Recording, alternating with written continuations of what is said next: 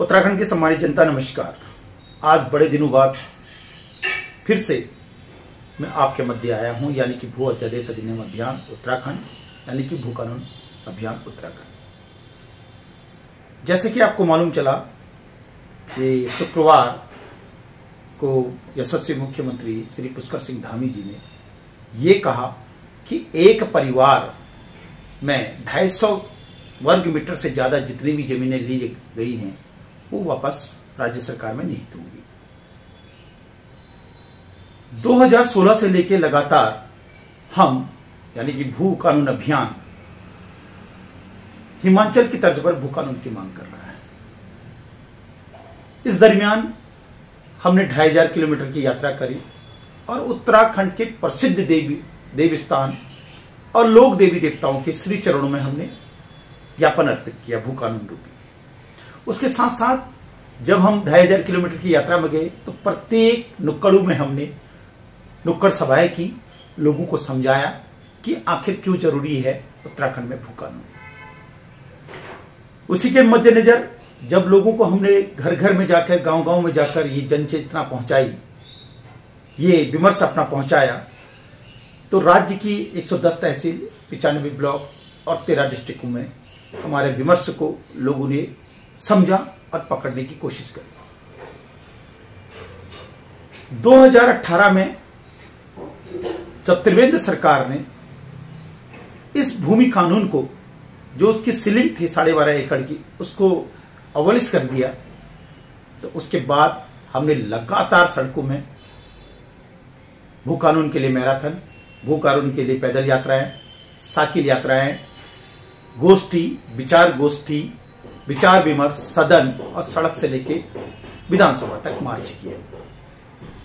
तत्कालीन समय में हमें कोई भी मौका परस्त संगठन त्रिवेंद्र सरकार का अबॉलिश कानून के विरोध करते हुए नहीं दिखाई दिया।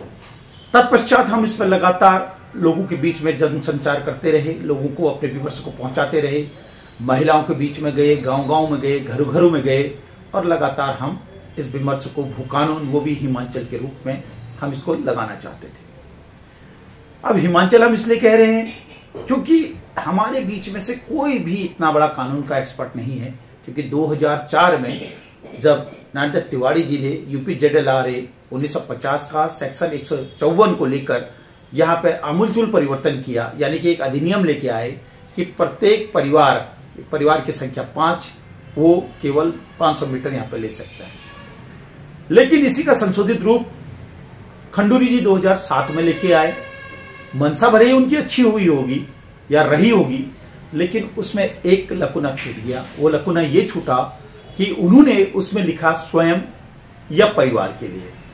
तो स्वयं शब्द ऐसा शब्द रहा कि मैंने भी अपने लिए स्वयं खरीदा, अपनी बीवी के नाम पे भी स्वयं खरीदा, अपने बेटे के नाम पे भी स्वयं खरीदा, अपने दूसरे बेटे के नाम पे भी स्वयं खरीदा और अपनी बेटी के नाम पे भी स्वयं खरीदा। तो ऐसे एक परिवार की संख्या 5 होती है, तो 1250 वर्ग मीटर भूमि इसमें गई। अब ध्यान देने वाली बात यह है, रिसर्च की बात यह है कि खंडूरी सरकार का केवल ये अध्यादेश था। उत्तराखंड की जनता में आपको बता देना चाहता हूं, ये अध्यादेश केवल 6 महीने तक जीवित रहता है। उसके बाद अगर ये नहीं चलता है तो ये स्वतः ही खत्म हो जाता है। लेकिन ये अध्यादेश 2007 से लेके अभी तक चलता आ रहा है।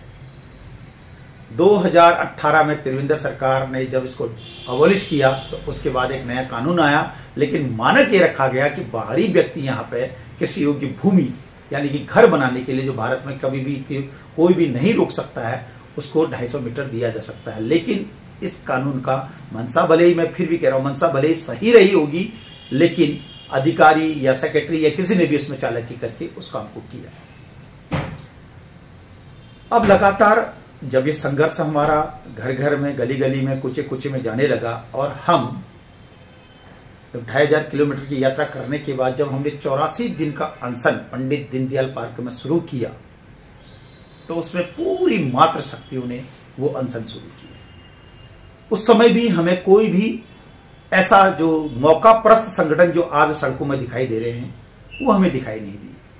कई लोगों ने भू कानून के नाम पे दिल्ली, मेरठ, मुजफ्फरनगर, लखनऊ, यूपी और सहारनपुर इधर जाकर कई जो नजदीकी समय हरियाणा, पंजाब, चंडीगढ़ में भू कानून के नाम पे चंदा भी मांगते आए हैं। और हमारा एक संगठन ऐसा है कि जिसने आज तक भी 1 रुपए का चंदा नहीं लिया, क्योंकि हमारा है उसमें महिलाएं सदैव आगे रहती हैं। वो अपने घर से 50 रुपए लेके आती हैं, उसी में चाय पीती, उसी में अपने बस का टिकट लेके आती थी और 84 दिन तक उन्होंने अनशन किया।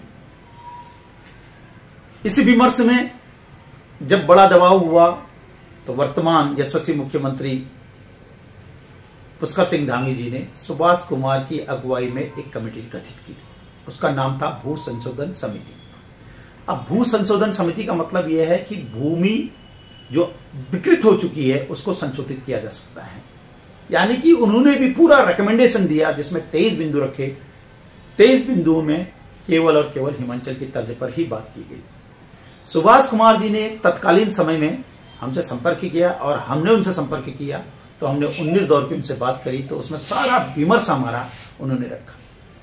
उसमें 4 IAS थे, तब तत्कालीन समय के सचिव दीपेंद्र चौधरी जी हो गए और एक टेम्पल कमेटी अजेंद्र जी हो गए। ऐसे 5 लोगों की कमेटी बनी। जब वो कमेटी 1.5 साल पहले, 2 साल पहले जब सरकार को कमेटी ने अपनी रिपोर्ट सौंप दी, तो उसके बाद हम लगातार सरकार से संपर्क में रहे कि आप इसको लागू कीजिए, सुभाष कुमार की 23 बिंदु की रिपोर्ट को लागू कीजिए, क्योंकि हमें मालूम था कि इसमें हिमाचल की तर्ज पर ही भू कानून है। उसके बाद क्या हुआ, एक कमेटी वर्तमान चीफ सेक्रेटरी श्रीमती राधा रतोड़ी जी की उसमें बनाई गई, जिसमें भी 5 लोग हैं। वो उस 23 बिंदुओं की रिपोर्ट को, उसका विश्लेषण करके, उसको कंपाइल करके क्या बेहतर हो सकता है उसको बनाने के लिए लगे हुए हैं। इस बीच हम चीफ सेक्रेटरी, पूर्व सेक्रेटरी, इन सबसे मिलते रहे। मिलने के बाद लास्ट में हम जाकर माननीय भगत सिंह कोश्यारी जी से मिले। उनको हमने सारी बातें बताई। बताने के बाद मुख्यमंत्री जी से मिले। मुख्यमंत्री जी ने प्रेस कॉन्फ्रेंस कर लोगों को बताया कि 250 मीटर एक परिवार में अगर ज्यादा पाया जाता है तो सरकार में निहित होगी। इसी दरमियान आपको मालूम होगा कि जब राज्य हमारा बना 9 नवंबर 2000 को, तब से 2004 के बाद नरेंद्र तिवारी की सरकार में एक नियम 167 का आता है। आप कोई कंपनी इत्यादि अगर कोई जमीन यहाँ पर खरीदी जाती है, चाहे उसमें वो कंपनी के लिए हो, होटल के लिए हो, या आप बड़े बिजनेस के लिए हो, हॉस्पिटल के लिए हो, यूनिवर्सिटी के लिए हो, जिस प्रयोजन के लिए उस जमीन खरीदी जाती है, उस प्रयोजन में अगर 2 साल में वो काम नहीं होता है तो वो 167 के तहत वो स्वतः ही राज्य सरकार में निहित हो जाती है। लेकिन दुर्भाग्य है 2000 से लेकर 2024 तक आज तक भी सरकार ने एक भी जमीन 167 में राज्य सरकार में निहित नहीं की। इसका पुलिंदा मेरे पास 13 के 13 डिस्ट्रिक्टों का मेरे पास पूरा विवरण है। हम हवा में काम नहीं करते। देहरादून में कितनी कंपनियां आई, फर्जी कंपनियां कितनी आई, कितनों ने कंपनियों के नाम से जमीनें ली, और अल्मोड़ा में कितनी है, टिहरी में कितनी है, पौड़ी कितनी है, ये सारा डाटा हमारे पास। हमने बहुत मेहनत करी। ऐसा नहीं है कि वो कानून हम ऐसे हवा में मांग रहे हैं। हमने बहुत मेहनत करी और सरकार के नाक कान आंख खोल के हमने पूरा सुभाष कुमार जी को भी दिखाया, चीफ सेक्रेटरी को भी दिखाया, मुख्यमंत्री जी को भी दिखाया। उन्होंने देखा कि वास्तव में तुम्हारे पास डाटा बहुत आपने कलेक्ट किया है। तो हमारा जितना विमर्श था सरकार ने उसको माना और अपने सरकार में सचिवों को दिखाया, तो सारी बातें हुबहू वही निकली जो हमारे पास डाटा था। अब मैं आपको बताऊं, देहरादून में 3 रजिस्टर चलते हैं भू कानून के। अगर आप वहां के बड़े बापू हैं, आप जब रिटायर हुए तो रजिस्टर आप घर ले गए, दूसरा रिटायर हुआ वो घर ले गया, तीसरा रिटायर हुआ घर ले गया, तो जमीनों का आंकड़ा नहीं मिल रहा था। हमने उन सबको मंगाकर उन सारे बाबुओं को पकड़कर उनके घर जा जाकर रजिस्टर लेके आए, मिलान करा, तब हमने वो डाटा लिया और आज हमारे पास इतनी मोटी किताब है। हम आपको बता देंगे कि कौन से क्षेत्र में कौन सी कंपनी फर्जी कंपनी बन के आई थी। अगर उसको 6 बीघा जमीन चाहिए थी तो उसने यहाँ पे 600 बीघा जमीन ली। उसमें 3 प्रकार का उसने अपराध किया। एक तो मेरे राज्य की सरकार के साथ उसने MOU गलत साइन किया। दूसरा, उसने उस जमीन के एवज में उसको मॉर्गेज रखकर मेरे ही राज्य के बैंकों से पैसा लोन में लिया। तीसरा, जिस प्रयोजन के लिए वो बनी हुई थी वो प्रयोजन ना करके उसने दिल्ली बॉम्बे में बड़े बड़े बोर्ड लगाए, आओ आपको स्वर्ग में जमीन दिलाते हैं। बाहरी लोगों को यहाँ लेके आया और 250 मीटर के उसने प्लॉटिंग करके पूरा का पूरा 600 बीघा जमीन उसने बेच दी। कोई स्कूल के लिए आया तो बाद में उसने परमिशन मांगी, उसने सचिवालय और DM SDM से उन्होंने परमिशन मांगी कि हम यहाँ स्कूल नहीं बनाना चाहते हैं, लिहाजा हम इसको प्लॉटिंग करके बेचने का वो दे दिया जाए। तो ऐसे बहुत काम हुए। कोई होटल के लिए आया, ऐसे बहुत काम हुए। कोई कंपनी के लिए आया, ऐसे बहुत काम हुए। ये सारा दृष्टि हमने सरकार की इसमें निहित करवाए तो सरकार को उसको समझ में आए। अब यहां पर मुद्दा मुकदमा यह है, जब सरकार एकमात्र उत्तराखंड का ऐसा मुख्यमंत्री जो पहाड़ों की वादियों से आया है, यशस्वी पुष्कर सिंह धामी जी, जिन्होंने पहाड़ की मंशा, पहाड़ की पीड़ा को समझा। इससे पहले कोई भी मुख्यमंत्री इतनी शिद्दत, इतनी गहराई से पहाड़ की पीड़ा को नहीं समझ रहा था। मैं खुले तौर पर इसको कह सकता हूं क्योंकि 19 दौर की हमारी मीटिंग हुई, पहले भी कई मुख्यमंत्रियों की इससे मीटिंग हुई, लेकिन किसी ने इतना ध्यान नहीं दिया। लेकिन वर्तमान में यशस्वी मुख्यमंत्री पुष्कर सिंह धामी जी इस पर बड़ी शिद्दत से, बड़ी गहराई से, और कई बार उन्होंने मेरे से कहा, व्यक्तिगत तौर पर कहा कि आपका मुद्दा बहुत अच्छा है, मैं एज ए मुख्यमंत्री, एज ए मेरी सरकार, मैं इसको जरूर लगाऊंगा। उनका इंटरेस्ट है, उनका राजनीतिक इच्छा शक्ति है। आप एक मुख्यमंत्री को कई चीजें देखनी है, केंद्र भी देखना, ये भी देखना, बहुत सारी चीजें देखनी है, कुमाऊं भी देखना, गढ़वाल भी देखना, और यहाँ का उद्योग भी देखना, बहुत सारी चीजें हैं।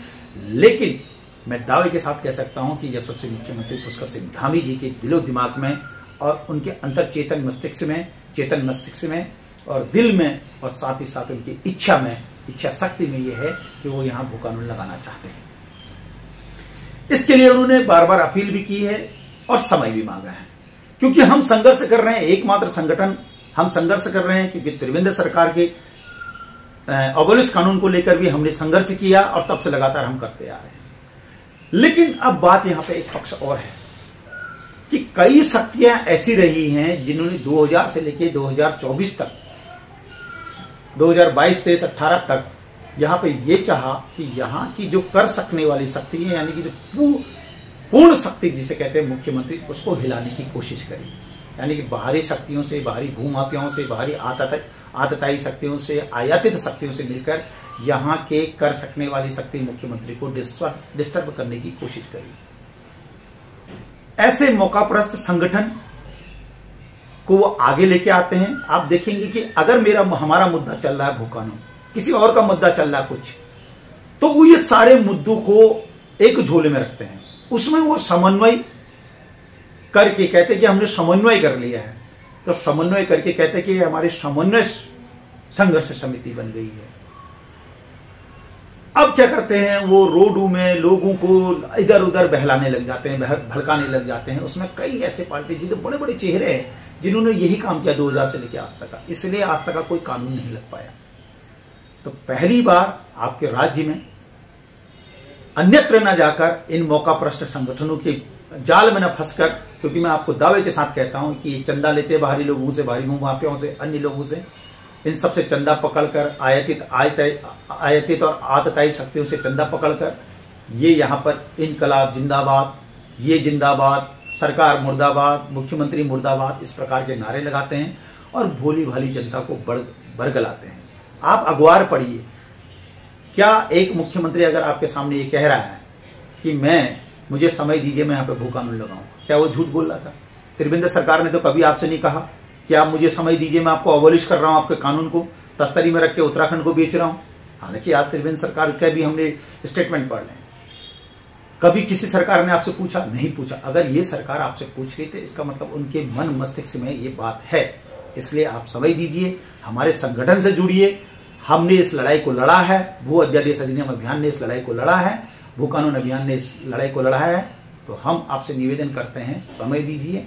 और एक बात और इंपॉर्टेंट बता रहा हूं,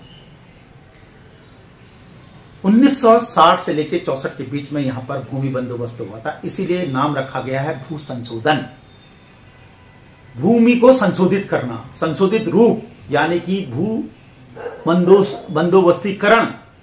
तो यहां पर सरकार की एक मंशा भी है कि हमारे जो 9 जिले पहाड़ के हैं, या पूरे उत्तराखंड में जो 13 जिले हैं, क्योंकि उधम सिंह नगर और हरिद्वार, आंशिक देहरादून और आंशिक नैनीताल में कई बार भूमि बंदोबस्त हो चुका है, यानी कि भू संशोधित हो चुकी है। इसलिए जो 9 जिलों में है वहां व्यावहारिक दिक्कतें ये हैं कि खेत तो काश्तकार का है और दीवार सरकार की है। इसलिए इसमें कई हजार करोड़ रुपए खर्चे होंगे, संभवतः 1000 करोड़, 2000 करोड़, 3000 करोड़, 5000 करोड़ तक इसमें खर्च हो सकते हैं। सरकार उसका बजट भी तैयार कर रही है और आपके जमीनों का संशोधीकरण हो रहा है, यानी कि संशोधन हो रहा है, उसका शुद्धिकरण हो रहा है, यानी कि उसका भू बंदोबस्तीकरण हो रहा है। इसलिए सरकार कह रही है कि हम यहाँ पे भू कानून लगाना चाहते हैं। इसमें लगभग शायद 5-6 महीने लगे, साल भर लगे, लेकिन इस बीच त्रिवेंद्र सरकार की जो 2018 का अबोलिश कानून था उसको सरकार ने बैन कर दिया है और 250 मीटर से ज़्यादा जो जमीनें ली जा रही थी एक परिवार के लिए उसको भी सरकार ने रोक दिया है। उस पर कई डिस्ट्रिक्टों में अभी आर.एन. सिंह, एस.एन. पांडे या आर.एन. पांडे जो अभी हमारे सचिव हैं उनको लगा दिया है माननीय मुख्यमंत्री जी ने, और सैकड़ों बीघा जमीन पे एमडीडी और इन जो भी शक्तियां हैं उनको उसको डिमोलिश करने का ऑर्डर पेश कर दिया है। और साथ ही साथ जितने भी 12,500 हेक्टेयर भूमि वनों पर कब्जा हुआ था उसमें से 5,000 हेक्टेयर भूमि पर कब्जा वापस कर दिया है। धकाते साहब को उसमें अपॉइंट कर लिया गया है। यानी कि सरकार काम कर रही है। अब सरकार जब काम करती है तो उसका मुख यानी कि उसका मुंह कोई बनता नहीं है। जितने भी इस प्रकार की शक्तियां होती हैं, मौका प्रस्त शक्तियां होती है, उस जनता को बरगलाती है। लेकिन भू कानून का काम हमने किया है, पूरी जनता में हमने इसको अवेयरनेस किया है। आज जो 4-5 महीने से जो इस काम को कर रहे हैं वो ये सोचते हैं, वो जनता को ये दिखलाना चाहते हैं कि इस काम को हमने किया, लेकिन इस काम को हम कर रहे हैं वो ये दिखलाना चाहते हैं। लेकिन वो आयातित और अन्य शक्तियों से हाथ मिलाने के बाद वो एक उन्माद पैदा करना चाहते हैं। सरकार इस काम को करना चाहती है। अगर इस प्रकार की शक्तियां उनको डिस्टर्ब करेगी तो कभी कभी सरकार चिढ़के वो काम नहीं करती। तो हमें सरकार के हाथ पांव जोड़ जाड़ कर, उनके पांव पकड़कर, उनसे रिक्वेस्ट कर कर हमने सरकार को इस लाइन पर लेके आए हैं। इसलिए हम आप सभी लोगों से निवेदन है कि भू अध्यादेश अधिनियम अभियान यानी कि भू कानून अभियान के साथ जुड़े। जब हमारे आपकी वीडियो हम आपके बीच भेजें तो उसको अधिक से अधिक शेयर करें, कमेंट करें, ताकि अंतिम छोर के व्यक्ति तक ये बात जाए कि वास्तव में सही लड़ाई, सत्य की लड़ाई और लक्ष्य की ओर बढ़ने वाली लड़ाई कौन लड़ रहा है। सड़क और अनशन आंदोलन करके अगर हम करते भी हैं तो लास्ट में बात किससे करें? मैं आपसे प्रश्न पूछता हूँ, किससे बात करनी पड़ती है? सरकार के मुखिया यानी कि मुख्यमंत्री से, चीफ सेक्रेटरी से, सरकार से। तो जब सरकार हमसे बार बार हमसे बात कर रही है, राजस्व विभाग के अनुभाग 2 में केवल भू अध्यादेश अधिनियम अभियान का नाम है, हमारा नाम है, फाइल में हमारा नाम, तो सरकार हमसे बात करते रहती है। सरकार को हम सारे विमर्श बताते रहते हैं, सरकार उस पर काम कर रही है। तो अगर मैं अनशन करूंगा लास्ट में भी मेरे को सरकार के पास जाना पड़ेगा, आंदोलन करूंगा सरकार के पास जाना पड़ेगा। जब सरकार ने हमारे लिए रास्ता खोल ही रखा है तो सरकार उस काम को कर ही रही है, तो हमें क्या जरूरत हो रही है? तो जनता अपनी शक्ति को सही दिशा पर लगाइए, सही बिंदु पर लगाइए। आप सभी लोगों से निवेदन है कि इस वीडियो को अधिक से अधिक शेयर कीजिए, कमेंट कीजिए। अगर कहीं कोई गलती हो तो भू अध्यादेश अधिनियम अभियान से आप जुड़िए और हमें फोन करके बताइए और हमको कटघरे में लीजिए, हमारी क्रेडिबिलिटी को कटघरे में लीजिए। मैं शंकर सागर, संस्थापक मुख्य संयोजक भू अध्यादेश अधिनियम अभियान यानी कि भू कानून अभियान 2016 से हमने इसको बनाया है। तब से लगातार आज तक, जब तक आप भू कानून नहीं तब तक चैन नहीं। और हिमाचल की तर्ज पर हमने इसलिए कहा है, और मूल निवास 1985 हमने इसलिए अपने उसमें रखा है क्योंकि 1900 राज्य बनने से 15 साल पहले और ये 2025 आने वाला है, यानी कि 40 साल का दरमियान है। और हिमाचल में 30 साल में ही वहां भूमि खरीदने का अधिकार वहां की सरकार देती, जो 30 साल हिमाचल में रहता है। हम तो 40 साल मांग रहे। अब कई लोग आपको बरगलाएंगे मूल निवास 1950। क्या होता है मूल निवास 1950? 26 जनवरी 1950 को हमारा गणतंत्र लगा था हमारा, तो ये संभव नहीं है। इसलिए जनता आप बरगलाइए मत। ये मौका प्रस्त संगठन है आपके बीच में, अभी नहीं, अभी तो कई संगठन आएंगे, जैसे लगने लग जाएंगे ना तो कई संगठन कहने लगेंगे भू कानून, ये कानून, वो कानून, अलाना कानून, फलाना कानून, हम ला रहे हैं, ये ला रहे हैं। इन पर कतई भरोसा मत कीजिए। अगर भरोसा करना है तो मैं ये कह रहा हूं कि वर्तमान में अगर मुख्यमंत्री कोई काम कर रहा है, भू अध्यादेश अधिनियम अभियान काम कर रहा है, तो ये सारा विमर्श और सुझाव हमारा है, हमारे से अलावा किसी का नहीं है। पूरी जन चेतन में जो हमने अपने विमर्श को फैलाया है, इसके पीछे केवल हमारा निरंतर संघर्ष है। आप सभी लोगों से निवेदन है कि आप हमारी बातों को समझ गए होंगे और अभी जो सरकार काम कर रही है उस सरकार के साथ आप भी निवेदन कीजिए। सरकार के दरवाजे खुले हैं, आप उनसे बात कीजिए। कोई भी व्यक्ति जाके बात कर सकता है। सरकार आपको यही कहेगी चीफ सेक्रेटरी के पास जाइए, सेक्रेटरी के पास जाइए तो सही। हम तो सुबह शाम 24 घंटे वहीं पड़े रहते हैं। हमारा एक ही लक्ष्य है, एक ही हमने केवल एक मुद्दा उठा रखा है। हमने झोले में 50 मुद्दे नहीं रखे हैं कि नल बंद कर दो, नल खोल दो, आज आटा कम है, आटा ज्यादा है, नशा भी रख लो और मूल निवास भी रख लो। तो हमारा एक ही है, जल, जंगल, जमीन, रोटी, बेटी, संस्कृति, पारिस्थितिकी और हक हकूक की लड़ाई। जल, जंगल, जमीन, रोटी से मतलब रोजगार, बेटी से मतलब हमारी जो बेटियां यहाँ जिहाद के मामले से हो रहा है वो, और संस्कृति हमारी जो पौराणिक संस्कृति है, हमारी देवी देवता है, और हमारी पारिस्थितिकी, हमारा जलवायु जो परिवर्तित हो रहा है, जो बादल फट रहे वो, और हक हकूक की लड़ाई, ये हमारा एक वो है जो सब भू कानून में आता है। इसलिए आप सभी लोगों से निवेदन है कि भू अध्यादेश अधिनियम अभियान यानी कि भू कानून अभियान से जुड़िए। जब तक भू कानून नहीं तब तक चैन नहीं। कैसा हो भू कानून, हिमाचल जैसा हो भू कानून, ये हमने एक उदाहरण दिया है। अब सरकार मुझे लगता है कि यहाँ भू का एक कानून बना के ला रही है। जितने भी आज तक का जितने भी कानून है, चाहे वो नारद तिवारी का कानून हो, खंडूरी का कानून हो, और त्रिवेंद्र रावत का कानून हो, या 26 जो अध्यादेश आए हैं, बीच में कई अध्यादेश भी आते हैं जिसके माध्यम से काम होता है। खंडूरी का अध्यादेश आज तक चल रहा है, लेकिन उसको हटाकर सरकार एक राजस्व परिषद का गठन कर एक नया कानून लेके जा रही है, जिसे बोलेंगे भू कानून 2024 उत्तराखंड। आप ये मान के चलिए एक नया कानून होगा, आपका पृथक कानून होगा। और पहली बार हमारा जोर ये था कि उत्तराखंड यूपीजेडएलआर 1950 को छोड़कर, उसकी धारा 154 छोड़कर, अभी तो 154 की बात हो रही है, 157 की तो बात ही हो ही नहीं रही। SC ST अनुसूचित जाति की जमीनों की तो बात अभी कोई कर ही नहीं रहा। वो भी हमारे उसमें हमने उसको रखा है लक्ष्य में, पहले भू कानून लग जाए। वो 23 बिंदु में हमने रखा है सुभाष कुमार जी की, ये 157 में क्या क्या होना है वो सब, इसलिए हम बात कर रहे हैं कि सुभाष कुमार जी की 23 बिंदु की रिपोर्ट को जस के तस लागू करें। और बहुत जल्दी यहाँ पर आपका पृथक भू कानून लागू होने जा रहा है। आप हमसे जुड़िए। मेरा मोबाइल नंबर है 9760790767। सत्य और तथ्य की लड़ाई लड़ने वाला केवल एक ही है, भू कानून अभियान, यानी कि हम। अब हमारे साथ जुड़िए। मैं फिर से अपना नंबर रिपीट कर देता हूँ, 9760790767। बहुत बहुत धन्यवाद। वीडियो को लाइक करें, शेयर करें, अंतिम व्यक्ति तक पहुंचाइए और उत्तराखंड को बचाइए, भू कानून लगवाइए। बहुत बहुत धन्यवाद।